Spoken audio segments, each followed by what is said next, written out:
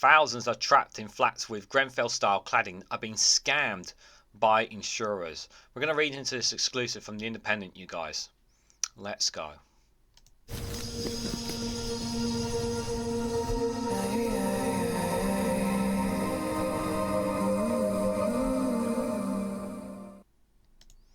Good morning, good afternoon, good evening, wherever you are in the world. This is Reganelite here with an exclusive from The Independent with the headline that thousands are trapped in flats with Grenfell-style cladding are being scammed by insurers. The exclusive revealed that residents are unable to sell their homes in blocks built with cladding deemed safe 7 years after Grenfell fire disaster, as insurance companies are accused of profiteering by hiking premiums by up to 1,000%. Guys, while you're here, make sure you hit the like button and share this across social media so others are notified of this video. 1,000%. Talk about a rip-off. I mean, I feel for these residents who are in these homes built with these claddings that are being deemed safe, and and these insurance companies are looking to take advantage of others, and trapped in this situation. And why has this happened? Well, obviously the government have not done enough. There's been obviously councils responsible have not done enough. And it's really infuriating that 7 years after Grenfell, we still have this situation because government are not willing to put their hand in their pocket and are expecting private companies to basically pick up the tab for these homes that have these Grenfell-style claddings to them. And how much? The question I also ask is how much has Michael Gove and the government been chasing up these companies to make sure that these homes are safe and deedable? And that's another question. And my answer is I don't think they've been doing anywhere near enough. And can you really trust this government with it? Do we honestly think that Labour coming in as a potential Labour government coming in, would they be chasing this up to ensure that people's homes are deemed safe as well? We don't know that for certain. I mean, you would think, yeah, that would be the case, but people are in this situation again. And I have to put this, we find ourselves in a situation where people, again, are in this situation at no fault of their own. And that's the thing that really infuriates me, is when people are put in situations where it's not because of them, it's because of other circumstances that are outside their control. And that is one of the worst things that people could ever suffer as a result of this, guys. And it's infuriating. It is really infuriating that these people are in this situation. So thousands of residents trapped in homes with Grenfell-style cladding that they cannot sell are being scammed by insurers demanding unaffordable premiums, despite being told the buildings are safe, The Independent can reveal. Nearly 7 years after the tragedy which took place in West London in June 2017, residents living in cladding homes are seeing their insurance costs surge by up to 1,000%. And where's what's being done here? Like, how are insurance companies able to do this? Well, it looks like they kind of can and are going to, at the expense of ordinary people. Once again, ordinary people being scammed out of their money. Some of the people who are struggling already being told that they have to pay this amount of money. It is a scam. One woman whose one-bedroom flat where she lives with her baby was declared safe saw her annual insurance bill soar from £247 to £2,626 in just 2 years, a tenfold increase. Like, where do you find that kind of money? It's insane. She told The Independent, "How far does this go before I literally can't beg? Borrow, pay it back. The sky is the limit if no one else will touch us." Campaigners and politicians have condemned the situation, with Labour claiming that innocent leaseholders are being scammed by extortionate insurance costs. They are being scammed. This is blatant scamming. The Grenfell fire tragedy was spread from a faulty fridge on the 4th floor and rapidly engulfed the entire building, through the issue of cladding into the spotlight, with 230,000 properties across the country subsequently identified as being covered in similarly dangerous material. Tens of thousands of homes have since been deemed safe or stripped of the material, but insurance companies willing to insure these buildings have been accused of profiting from the issues, while big-name insurers stay on the sidelines hiking up prices. Yeah, because they're basically, even though some of these homes have been deemed safe and they've been checked, but they're looking at it as some residents may not know that we have an opportunity here, and that's exactly what they're doing to these people. The government is now being urged to financially back a long-awaited scheme set up by the insurance industry to try and cut costs.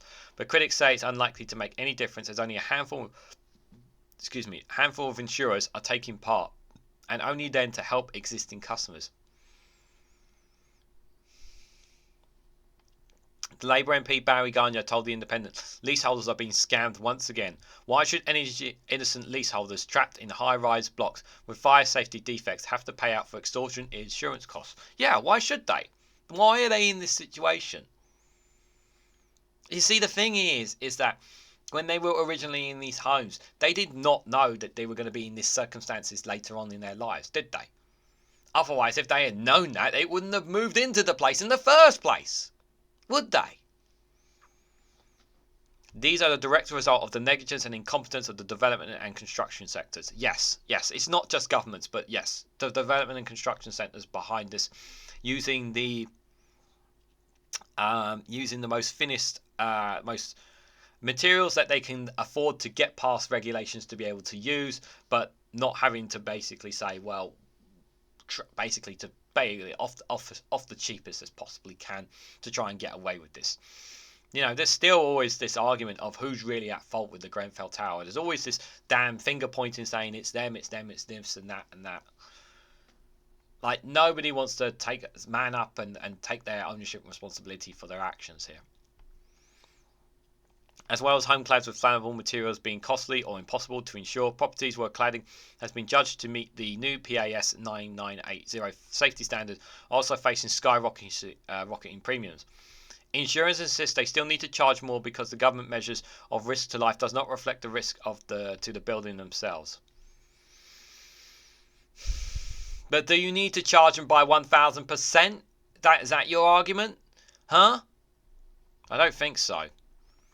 Stella Williams, who lives in a one-bedroom leasehold flat in Bournemouth, Hertfordshire, where her 11-month-old daughter saw her annual insurance bill by more than triple from £247 in July 2021 to £848 the following year. I know which sky high building Stella's from.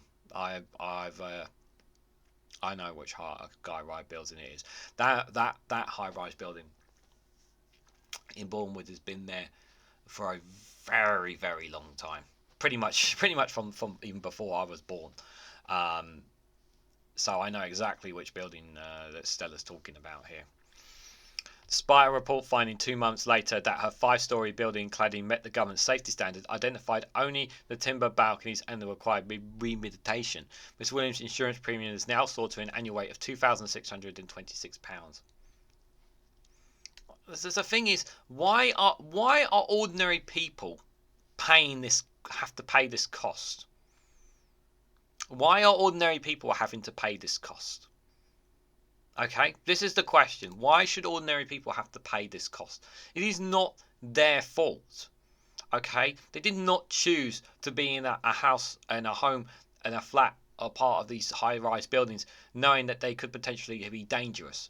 It's not their fault. They should not have to pay for these high-rise insurances.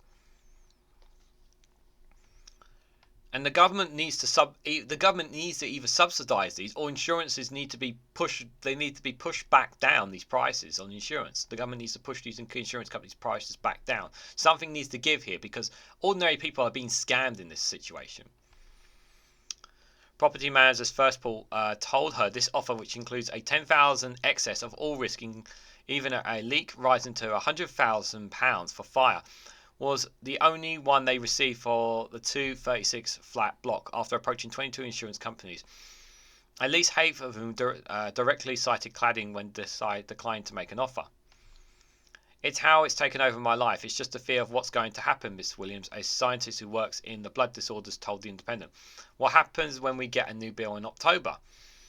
I just feel really trapped, Miss Williams, age 40, who purchased a one-bedroom flat using Help to Buy in 2016. How does it affect you? I want to be happy around my baby. I want to grow up. I don't want her to grow up with the stress around her, but it's really difficult. Yeah, and this is going to affect her raising the child because of this over her shoulder. Questioning why the government's standards of remediation is not good enough for insurers, Miss Williams said, if the government really believes the risk is so low, then why can't they underwrite my property? Ms Williams is far from alone in urging ministers to intervene, with the Association of British Insurers, the ABI, itself among those calling for governments to back its new scheme. When he was Community Secretary in 2022, Michael Gove asked the city's watchdog, the Financial Conduct Authority, to look into high insurance's costs and flats. The FCA said in the report later that year that it found evidence of some high commission rates and that the supply of insurance had contracted significantly. The ABI hopes insurance companies will use new fire safety reassurance facilities to shoulder the risk of bringing costs down, said Mervyn Street, the ABI's Director of General Insurance, but he was unable to say how much premiums could be reduced by.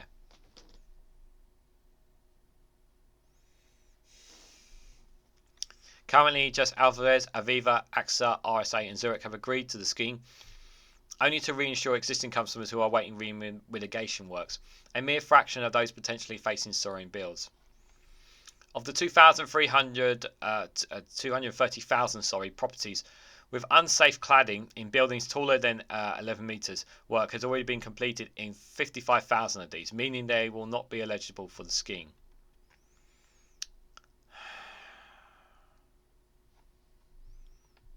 So there's one of the 72 flats. Yeah, I know that area.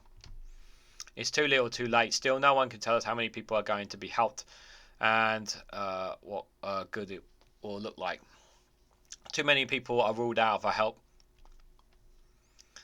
said Guys Grover, end our cladding scandal, whose own premium is still up 400% even after 3 years of work to replace the risky cladding of a cost of £12 million, guys. 12 million. Unfortunately, the government is resisting calls to intervene. Why? They're still relying upon the industry to turn around to stop ripping us off. No, the government has powers to do things here, and they're choosing not to. They're basically pulling their hands away and saying it's not our issue anymore. Again, government failing to look after its people. It's vital the Treasury agrees to back this scheme, otherwise insurers are continuing to profiteer from innocent leaseholders through 12% insurance premium tax. But Mr Skeets expressed hope that eligible buildings will still feel the benefits of improved market competition. The ABI also argues that government backing can further boost market confidence and encourage more firms to sign up. He insisted these members were applying the proper rating to the risk they believe they're taking on, arguing that post-Grenfell revelations of shortcomings in building regulations had significantly increased the risk for insurers. Mr Grover said that they say they're not extorting us, they're basing it on the risk. Well, what were you doing before then? You should have known, and if you didn't know, what you weren't doing your due diligence. Exactly. Again, another point. Martin Boyd, chair of the Leasehold Knowledge Partnership, added insurance companies have done two things: put the premiums up and the excess too. I think it's politely called double dipping.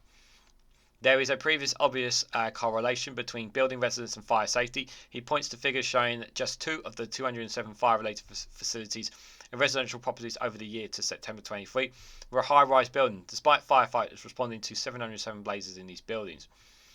There is very little evidence other than Grenfell of big fires in high rise, he said, adding, if we want them to be seen as safe modern buildings are built now, we need to demolish every single Georgian building in London, Bath, Edinburgh, wherever.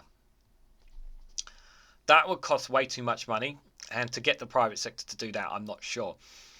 I think all high-rise buildings need to, those high-rise buildings that only have one emergency staircase. I think they should seriously consider demolishing them and rebuilding them to have at least 2 on one side of the building and the other. And maybe that's a bit excessive, but for me, health and safety does matter. But again, we ask this same question: well, who's going to pay for it? This is the question we ask about these things. Everything comes at a cost, doesn't it? Government spokesperson said many leaseholders in buildings with identified fire issues have suffered from high premiums for too long. We will monitor the fire safety reassurance facility and work with insurers to improve the understanding of building standards to ensure this new facility brings real change. We are working with insurers to improve understanding of building standards. Where buildings comply with relevant standards, insurers should offer premiums without requiring additional remedial works.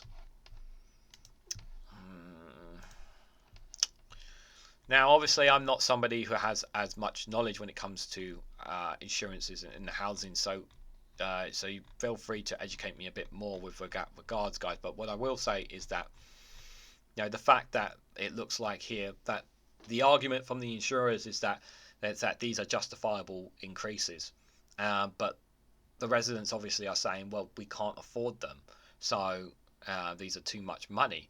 And it does come across to me as insurers are profiteering off this. That is how it seems here, how it comes across to me. While arguing that these buildings, that even though these buildings have been deemed safe by some of them, it's entirely possible that not all of them have been fixed. Now, I could be wrong on that, but if they are deemed safe, why are insurance companies taking advantage of these people? And the fact that the government doesn't seem to be wanting to do anything about this, they should be doing something. And though local authorities as well should be taking something into this account as well, because innocent people are once again being left to fend for themselves in this situation, when once again the government needs to be supposed to be doing its job and should be responding to these. If you have a high-rise building, or if you know someone in a local high-rise building, let me know in the comment section down below the situation you are in. I'm very curious to know. But what do you guys think about this situation? What do you make of this situation with the insurance companies?